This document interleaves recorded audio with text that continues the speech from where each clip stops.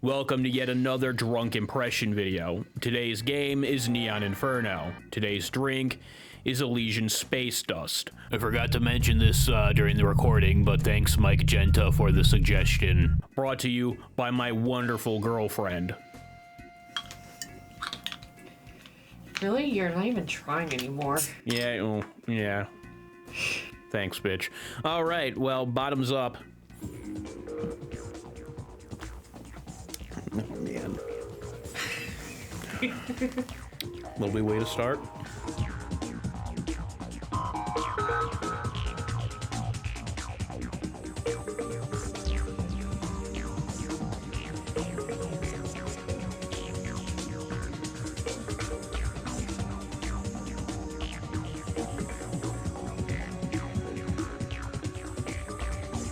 That was terrible.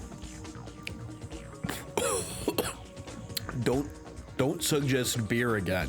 All right, so the premise of Neon Inferno is pretty basic. You play as one of two gunmen for the mob, Angelo and Mariana.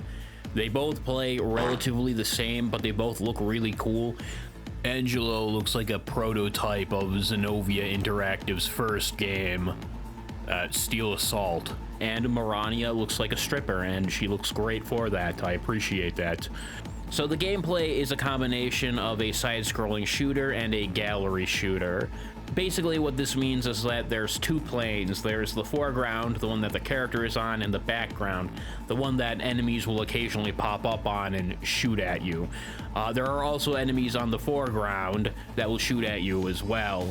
So it really comes down to managing both regions and game screen. You can use your gun, and you have a melee.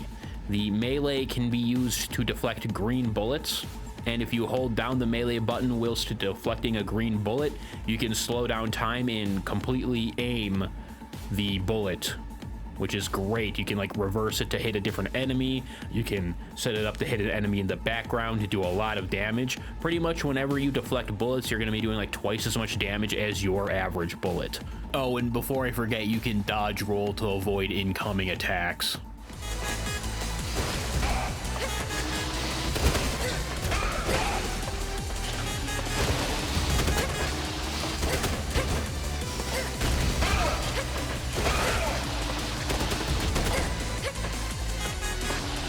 Now, you can purchase gun power-ups. I didn't use these too often. They're like the follower. There's like a machine gun power-up. Those are the two that I remember. They work until you run out of ammo. They all have limited ammo, so it's not a permanent upgrade. Keep that in mind.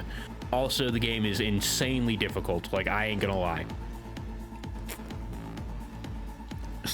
Just like downing this beer, man. Just like downing this beer. It's fucking terrible, man. This is the worst thing ever. The gameplay doesn't change too drastically from the side-scroller gallery shooter hybrid. However, there are the occasional segments where you jump onto a motorcycle and you have to, you know, shoot things in the foreground and background, but in this case, you can move into the background. It changes things up slightly, but it keeps things interesting. The boss fights are pretty intense. Usually they'll alternate between a foreground segment and a background segment.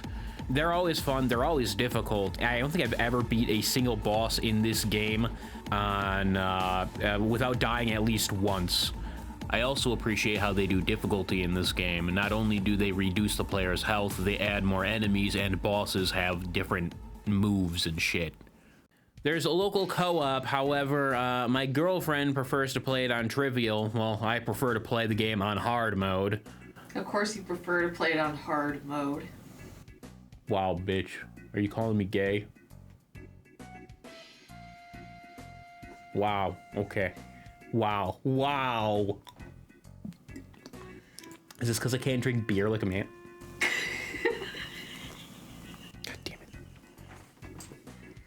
God damn it. Now, the graphics for Neon Inferno are probably one of my favorite things about it. Xenovia Interactive does not get enough hype. It has some of the most beautiful looking games. This is two games. They've done two games so far. Steel Assault and Neon Inferno, and both of them look amazing. They both look beautiful. I don't know why like no one talks about it, because hats off to the devs, especially the artists on this team. The music is good. I don't know really what else to say about it. It sounds like something that would be in a Cyberpunk setting. I think my favorite song is the one during the bar, where it has some lyrics. I don't know what the lady is saying, but her voice is soothing and sexy. I'm too busy trying to avoid getting gunned down by a bunch of gangsters.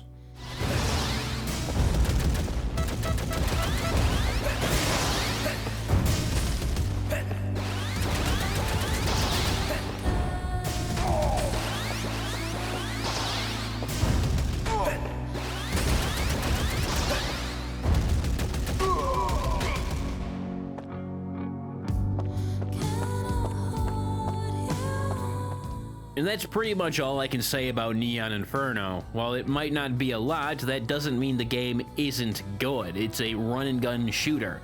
There's really not a lot you can say about it, and adding too many mechanics into your side-scrolling shooter would make it would just bog it down and make it boring. I think the combination of a side-scroller and a gallery shooter work very well.